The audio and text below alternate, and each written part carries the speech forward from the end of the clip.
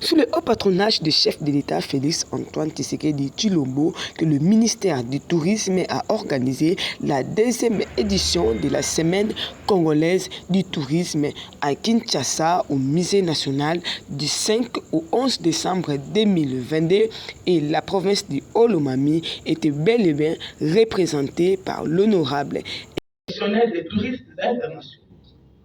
C'est pourquoi, au menu des activités prévues, figurent notamment des échanges sous les formats des panels autour des différents thèmes, dont notamment tourisme, investissement et assurance, et tourisme et changement climatique, afin d'inciter les opérateurs touristiques congolais et étrangers à investir davantage dans cette industrie d'avenir qu'est le tourisme. La réflexion autour de ces thèmes permettra au secteur du tourisme de la République démocratique du Congo de cheminer vers l'atteinte des objectifs de développement durable qui préconisent l'équilibre entre les priorités économiques, sociales et environnementales de la société.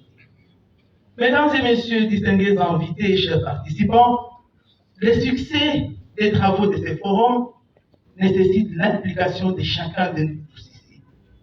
C'est pourquoi je vous souhaite des échanges fructueux pour consolider les jalons posés par la première édition de la Semaine congolaise du tourisme tenue à Kolwezi, au Lualaba en 2021, afin que le tourisme soit véritablement un levier de développement durable pour notre pays. Sur ce, je déclare ouverts les travaux de ces forums sur le développement et la promotion du tourisme en République démocratique du Congo et je vous remercie. Papa, un jour amenez-nous aussi dans la province du Haut-Lomami. Et pour venir, c'est simple, vous pouvez prendre votre avion et descendre directement à Kamina. Vous passez par le Lubumbashi, par Bujumaï, et là vous prendrez votre train ou les véhicules pour arriver jusqu'à Kamina. Les lithium, c'est pour des batteries électriques. Hein. Aujourd'hui, le monde, ce sont des batteries électriques. Et c'est un minerai qui est vraiment concurrentiel. Dans toute l'étendue du territoire national qui est la RDC, il y a juste des provinces qui en détiennent. Et Haut-Lomami et les Tanganyika. Mais là où il y a la force des nerfs, c'est dans la province du Haut-Lomami, où nous avons plus de 75% de ces minéraux.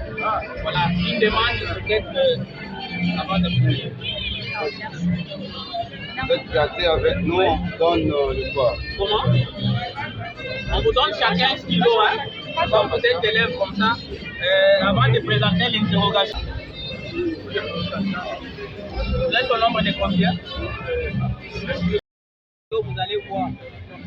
Les stylos de 10 kilos, hein? C'est les stylos du Haut-Lomami de 10 kilos, oui.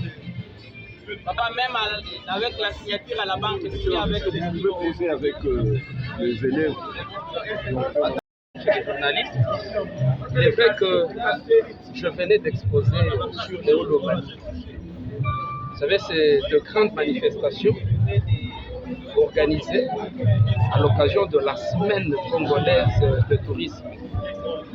Au-delà des exposés de tous les experts qui ont été invités des différents ministères et différents services, c'était maintenant le tour de province de pouvoir exposer. Et là, la première des choses, dans cet exposé, je vais d'abord présenter la province du Haut-Lomami, ainsi que ses potentialités. Parce que le Haut-Lomami est né du découpage, d'abord constitutionnellement prévu, parce que la constitution de 2006 avait déjà prévu 25 provinces plus la ville de Kinshasa, mais la matérialisation ne s'est effectuée qu'en 2015. Et pour cela, la province est encore toute neuve, toute jeune. Alors il a fallu montrer à la face de toute la communauté congolaise que de la même manière qu'on a les nouvelles provinces, mais parmi ces nouvelles provinces, il y en a qui avaient déjà des infrastructures laissées par les colonisateurs et des infrastructures anciennes construites par les provinces alors qu'elles n'étaient pas encore démembrées. Et maintenant qu'elles ont été démembrées, les jeunes provinces, il fallait qu'on les connaisse et il fallait qu'on l'annonce qu'elles sont encore jeunes. Et pour ce faire, elles regorgent autant de potentialités parce qu'autant de sites sont déjà découverts dans le cadre du tourisme, parce qu'il faut accepter à ce que les gens viennent faire de l'écotourisme, de l'agrotourisme et même le tourisme de découverte. Et il faut inviter tous ces gens-là à venir découvrir le Lomami.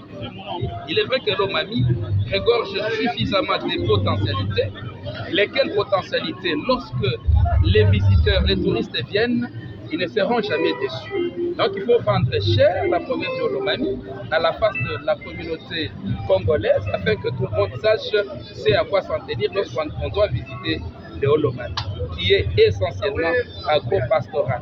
Mais au-delà, il y a maintenant des minerais aussi qui sont exploités.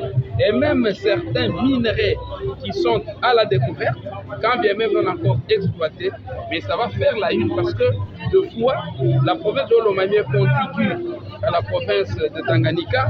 Lorsque des minerais sont trouvés et que ces minerais sont dans toutes les deux provinces, alors il va falloir que les deux provinces, quand l'une commence son exploitation, que l'autre aussi en profite. Donc, venez découvrir vous aussi le Lomami, gauche, c'est lui le fondateur de l'Empire Luba.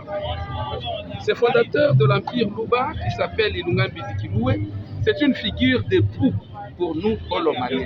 Parce que c'est lui, notre ancêtre légendaire. C'est de lui que le Lomami tient sa culture monolinguistique. Parce que les Luba au Lomami parlent une seule langue. La population elle-même s'appelle Luba et même la langue qui est parlée s'appelle Luba. Donc l'incarnation de ce que nous sommes aujourd'hui, c'est Ilunga Mbidikilwe, notre ancêtre commun. Et comme le journaliste vous l'a expliqué, celui de la délégation, chaque statut à ce niveau-là a une signification bien précise. Voilà pourquoi ces statuts font de notre culture une identité Luba que nous devons véhiculer partout, que nous devons transmettre partout où nous allons. Voilà, c'est ça notre cas. Vous savez, une organisation humaine ne manque jamais d'états, des imperfections, de failles. Il y en a toujours. Des petites pécatilles, on en ramasse toujours. L'organisation est bonne, elle est d'ailleurs très bonne, mais en fait, l'équipe organisationnelle a commis quelques petites erreurs que nous allons leur demander de corriger. D'abord, les journées devaient commencer à certaines dates qui étaient prévues. À 2 reprises, la semaine a été reportée. Et c'est à cette 3e reprise qu'elle s'est tenue. Mais elle ne s'est pas encore tenue au jour prévu parce que ça devait commencer le mercredi. Ça n'a commencé que le jeudi. Et même sur le plan de l'accueil des invités, sur le plan de l'hébergement, sur le plan de la restauration, là, tout n'a pas été rose. Il y a quelque chose à corriger pour les échéances prochaines.